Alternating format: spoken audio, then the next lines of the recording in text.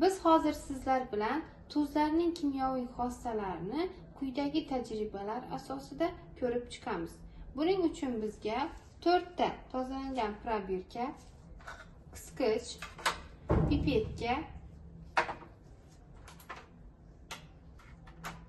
xlorid kislota, natr gidroksid va kalsiy karbonat kukuni, mis sulfat, temir xlorid, bariy xlorid, kumush nitrat, natriy sulfat eritmalari kerak bo'ladi. Dastlab birinchi probirkaga kalsiy karbonat kukunidan ozroq solib olamiz.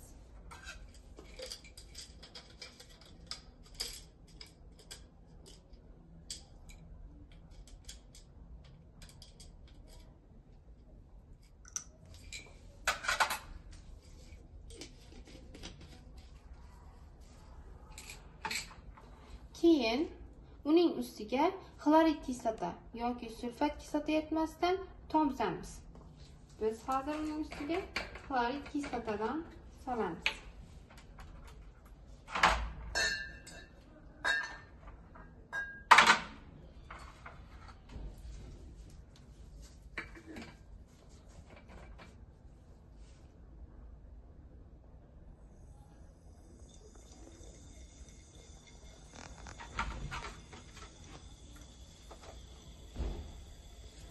Ko'rib turganingizdek, bu yerda gaz ajralib chiqishini kuzatishimiz mumkin.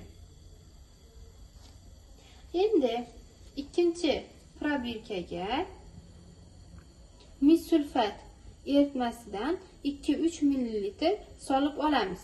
Uning ustiga esa 2-3 tomchi natriy shkoridan tomizamiz.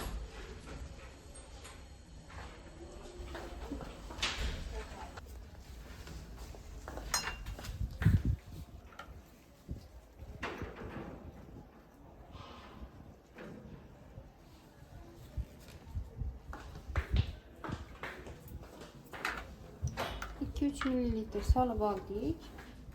Uning ustiga 2-3 tomchi kalsiy gidroksiddan tomizamiz.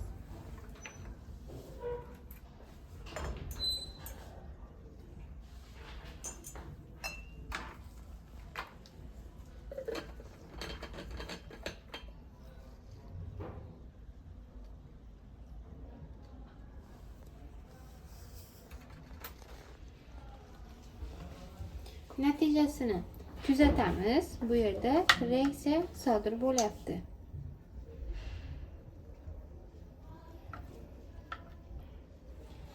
Endi 3-4 probirkalarimizga bariy xlorid eritmasidan 2-3 ml dan solib olamiz.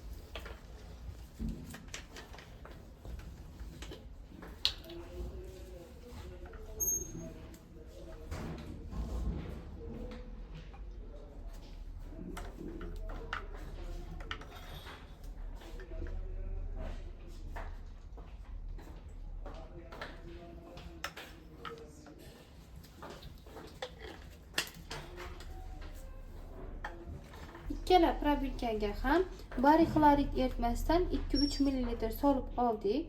Endi birinchisiga kumush nitrat, ikkinchisiga esa natriy sulfat eritmalaridan tomchilatib qo'shamiz.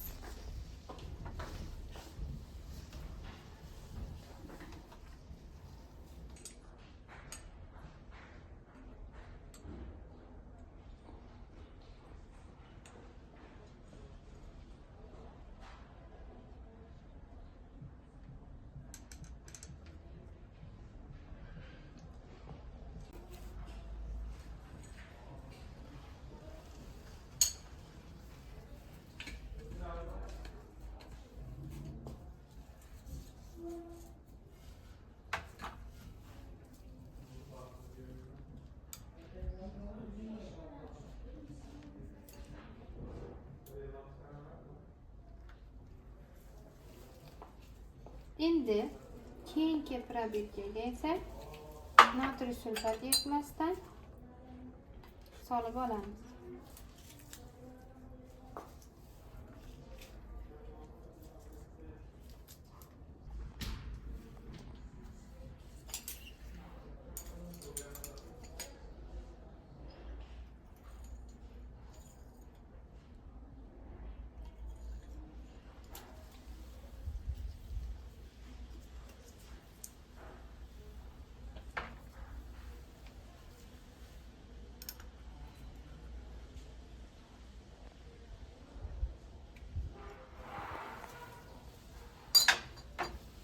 natijani kuzatishimiz mumkin.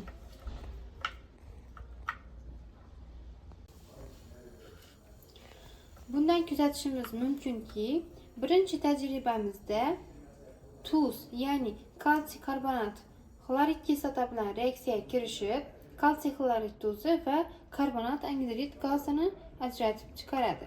Gaz ajralishini kuzatishimiz mumkin.